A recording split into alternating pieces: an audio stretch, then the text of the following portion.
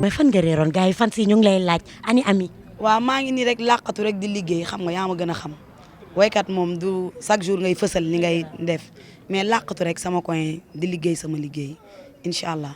mais lan ngay waajal ci at bu bees bii di ñëw maanaam 2019 looy waajal say fans.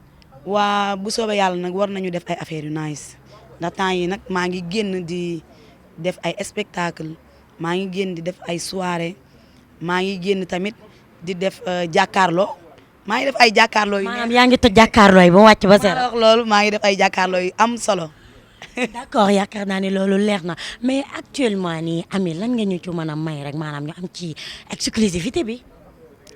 waaye loolu nag su ma sañoon mu nekk surprise xamul tax. non le retour de Ami dafa war a am solo te kon loolu foog nga ñamal ko fan si jàkkaarloog yow ñu mën a xam nu muy demee. waa am na ci boo xamante ni wayu mandeng la xam am na boo xamante ni wayu mandeng la macha allah maa ngi ciy liggéey bëgguma ko fësal xam nga gars yi dañoo gaaw nag. waaye ba ñu jël ko.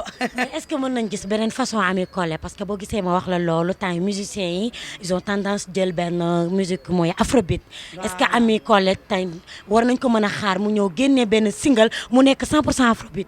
ah bien sûr man def naa fi afrobeat way naa fi sama papa bàyyi su ma sañoon xam nga yooyu way boobu album boobu noonu sama papa laa ci way am na yu bari yoo xamante ni musique lu ci bari loo xamante ni afrobeat la mi ngi ci biir musique boobu muy kii nu mu tudd sax maturité albumu maturité way naa ci afrobeat way naa ci yu bëree bëri. non mais album bu bees bi ngay waajal 2019 lañ bëgg a xam ba xam dañ ciy way afrobeat wala. album bu bees bi moom loolu lu ngeen ci yaakaaru rek macha allah mi ngi ci. le retour d'Ami Collé du yomb. maa la ko wax du yomb. kontaan nañ ci yow. merci beaucoup. merci jërëjëf.